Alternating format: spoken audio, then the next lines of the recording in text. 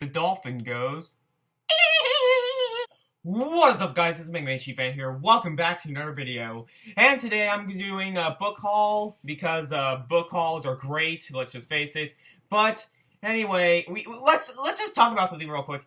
Book hauls are probably the thing that do the best on BookTube. So why not? Why not do a book haul of my own? I've already done like God knows how many book hauls before I went to do the book rant and fit my mini hauls there.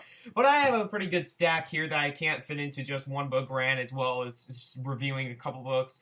So I may push the book rant to the side right now and just do a book haul. So I have like 9 books here with me, so that's really good. And also I gotta talk about a site below. I am not sponsored. This is just me just saying where I got these books. But anyway, enough chit chat, all that, whatever you want to call that.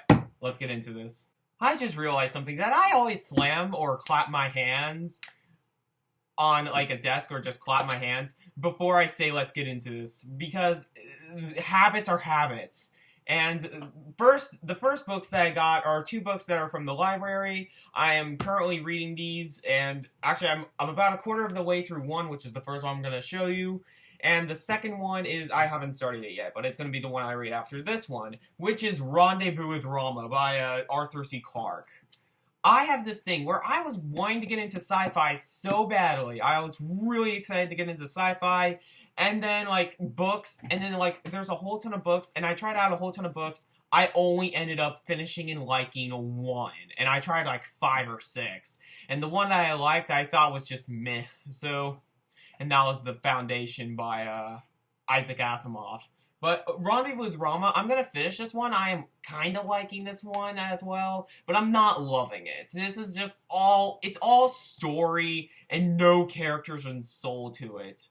It's literally about a massive cylinder going around the solar system and having potential threat to Earth. And so there's a ship called Endeavor that goes out and tries to see what Rama is, which is the cylinder that's out in space. That's what they called it. And it's fine. It's nothing amazing, but I think it's more good for the time being. But at the same time, it's not really a masterpiece or even that good. But yeah, I'm not the biggest fan of sci-fi. Just pretty much safe in case. But as well, I also got The Left-Handed Darkness by Ursula K. Le Guin. I think it's how you pronounce her name. But yeah, this one caught my attention for the longest while because it's literally about a lone human going to a planet or like a civilization called Winter, where you can literally choose what gender you want to be. That is so strange, I have to read it. And also I've been wanting to read Dune by Frank Herbert, which is, I've heard, is just one of the most strange books ever written. But The Left-Handed Darkness, what originally got me hooked on to Ursula K. Le Guin was my friend Kate over at K-File loved one of her books. I think like The Lathe of Heaven or something like that. I don't know. But she adored that book, and this is her most famous book. And I decided to give this one a shot instead of like The Lathe of Heaven because I couldn't find myself a copy of that. So I found The Left-Handed Darkness at my library, and I'm going to give it a shot. So I'm excited. Then we have books that are more up my alley because they're not sci-fi anymore. Because, like I said, sci-fi and fantasy, even though I recently read the best fantasy book ever, which I may try to do at the end of the video, but I don't have it here with me, but I'm going to try to talk about it at the end of the video. But anyway, what am I talking about? I've read the best fantasy book I've ever read in my life, and I'm going to talk about it in the end of the video. Why was that such a deal to say? Like, I have terrible habits of just rambling on and on with no logic to it, so I apologize ahead of time. But anyway, let's get on to what I bought at library bookstores, thrift stores, and yeah, then the website that I'm going to talk about. But first, the library bookstore with probably the most famous book in the pile, The Girl with the Dragon Tattoo by Stieg Larsson. People love this book, and honestly, I haven't read it yet, but The Girl with the Dragon Tattoo, this is like a murder mystery story, which I've never been the biggest fan of murder mysteries, but they kind of been leeching on to me lately, and I'm just kind of like curious about them, because I read Gone Girl, which is kind of a murder mystery, and I adored it, so I thought I'd give Stieg Larsson another try, because there's a whole trilogy of these books, and I'd be excited to read them all. So, The Girl with the Dragon Tattoo, all I know is that there's this journalist in it, and I don't even think he's the main character, but there's, God, like, I'm just reading the back now. It's literally, like, it says that it's a murder mystery, family saga, love story, and financial intrigue into one complex and atmospheric novel. That just sounds so much, that sounds interesting, to say the least, but there's a few of my personal favorites here, like Family Saga. So, that I'm excited about. So, The Girl with the Dragon Tattoo, I don't know much about it, but I've heard amazing things about it nonetheless. So, I can't wait to get into it. Alright, the next book that I bought was the one I'm going to read after The Left-Handed Darkness and Rendezvous with Rama. And that's The Housekeeper and the Professor by Yoko Ogawa. This is another Japanese novel, and I'm trying to get back into the Japanese kick that I was on about a month or two ago. And this is going to be my first stop. I want to branch out from just Murakami again, because I feel like that was pretty successful. But, yeah, I am really excited to get into this. I've heard nothing but great things about it. And something that's honestly interesting me is that Japanese literature doesn't do all the greatest in America. And no, manga doesn't count in this case. But the only author that I've really seen do anything great in America is Haruki Murakami. And there's one that are quasi-successful, like Yukio Mishima and, Banana Yoshimoto, and there's another one.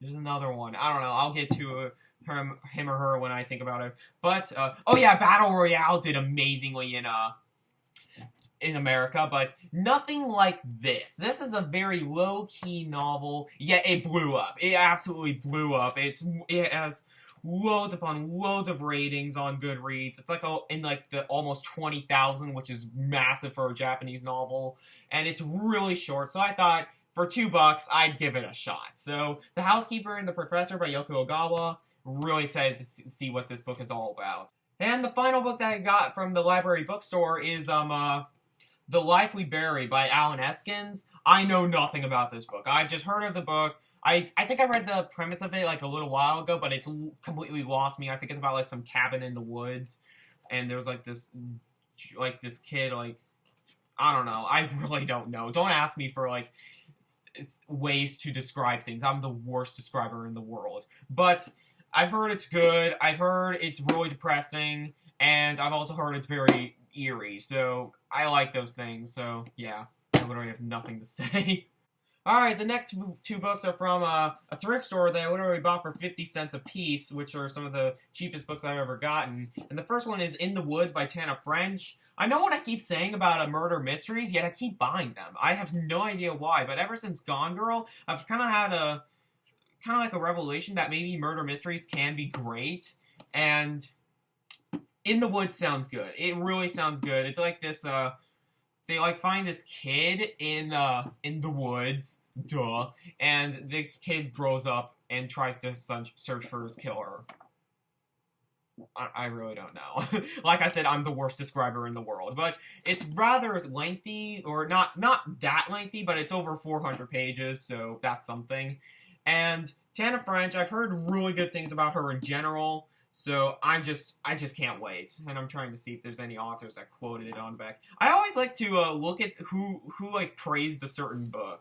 I don't know about you guys, but that really interests me. Like The Left-Handed Darkness was praised by Frank Herbert, who wrote Dune. So that's pretty cool. So yeah, In the Woods, it sounds good.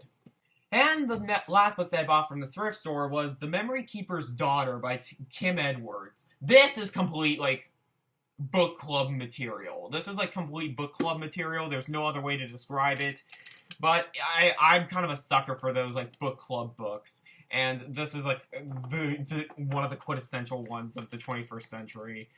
I just love a good sappy book at some points, and this looks like right up my alley because it kind of feels like that, like because recently I read a book called The Snow Child by Ewan Ivy, I think is how you pronounce her name. That was a complete sap fest, but I loved that book. That was a complete sap fest, even though I gave it a 3.5 out of 5. because it was a good book critically, but it was just too sappy to be a 4 out of 5, but I think I enjoyed it enough for it to be a 4 out of 5. So I may try to buy that book someday. But The Memory Keeper's Daughter, this is literally about a man who has 2 children. One of them he keeps, it's going there, because he's normal, and one of them the girl has Down syndrome. So, as the caring father he does, he tries to give it away to, like, an orphanage or something, and the nurse takes it and goes away with her into, like, some, like, weird, yet again, like, some cabin in the woods. It says institution, but I'm guessing cabin in the woods. I am guessing cabin in the woods! So, The Memory Keeper's Daughter, I've heard iffy things about this, but I think I'm gonna like it. And then the last 2 books I got from a website called ThriftBooks. I originally found out about this website through Kate File, who I've talked about earlier in this video. She's really awesome. You guys should subscribe. But she mentioned this website. I'm like, what is this website? I gotta check it out for myself. It is amazing, guys. It is, like, amazing. And I'm not sponsored or anything. I'm not, like, they're not forcing money down my throat. I don't even make money off of YouTube alone, yet alone sponsors. So, this is just me genuinely liking a website. ThriftBooks is great. And you can literally get books for $3 a piece, and the shipping is great. It takes a little longer to get here in America. It's about like 7 to 10 days, but 99 cents for orders under $10, absolutely free over $10. Bravo. Absolutely bravo. And that's just wonderful. I love it when websites do that. And this one was legit, because I found 5 books that were just one. I've already found multiple deals on there, but I only had to buy 5 because I only had $20 on me. But still, it's incredibly cheap for online books. And the first one that I got is Rohinton Mysteries, A Fine Balance. This is a massive book, like over 700 pages, I think. Oh, wait, what? It's only 600? What? I thought this was longer than it was. Than it is. Oh my goodness, it's only 600! I may be getting into this one soon, because I just read a 700-page book, so yay. Even though the text is tiny, but the author book also had tiny text, which was a Once and Future King. Which, spoiler, that's the book I'm going to be talking about as my favorite fantasy book. But Rohinton Mystery is... I've heard great things about this book. I know Mercedes for over at Musing... I don't know, like... She's like one of my favorite booktubers, yet I can't remember her name for the life of me. But she loves this book. It's one of her all-time favorites. And it sounds amazing. It's like, I think it's another one of those like family sagas. And literally the work is like compared to Charles Dickens on the back. If it's anything like a Dickens novel, I'm gonna love it. So, yay. And the final book that I got is a book from an author who I haven't read in like half a year, but... You know what, I'm not going to give it, what am I talking about? Another shot? I love the other book that I read from her, but it's Sue Monk Kidd's The Invention of Wings. I did read The Secret Life of Bees back in March, and really enjoyed it. If you haven't read The Secret Life of Bees, I highly recommend it. It's really great. And The Invention of Wings, people say is just as good, so why not buy it? So, that's all I have to say about that book, and as I keep stacking these books back here, because that's where I like them to be, I'm going to talk about The Once and Future King by T.H. White, which is now my favorite fantasy book of all time. Oh my goodness. Talk about a well-developed book. Like, this is one of the most well-developed books I've ever read in my entire life. The Once and Future King is pretty much the quintessential story about King Arthur. You want to read a book about King Arthur? Read The Once and Future King. And not just The Sword and the Stone, the whole thing. You can't just read The Sword and the Stone, even though The Sword and the Stone is practically the most famous part. And my second favorite part, my favorite part is the third book. Is the third part. But The Once and Future King is literally the story of King Arthur, and from his youth to his practically his death. So pretty much picture it as a fictional biography, but not... Yeah, it's a fictional biography, and it's wonderful. It is so wonderful. the characters are just so vivid. The problem that I have with fantasy is that, besides Lord of the Rings, a lot of the characters are bland. Note that I haven't read Game of Thrones yet. It's coming very soon, so I'm excited. But what I have a problem with science fiction and fantasy is that loads of the characters, if not most of the characters, just are bland and boring and makes you want to fall asleep faster than taking a gazillion NyQuils. But, the Wanted Future King, what I loved most about it was not the story, not the characters, not even the writing, just how well developed it was. This is easily one of the most well-developed books I have ever read in my entire life. And that's pretty much the reason why I gave it the 5 out of 5 stars that I did on Goodreads. Because it's just so well developed. The world is developed in such a way that it affects the characters and the story, and it all ties in with itself at the end. Like, the ending is so great. I honestly can drive a few nitpicks out of this book, but I am not that type of person. I always see the glass half full.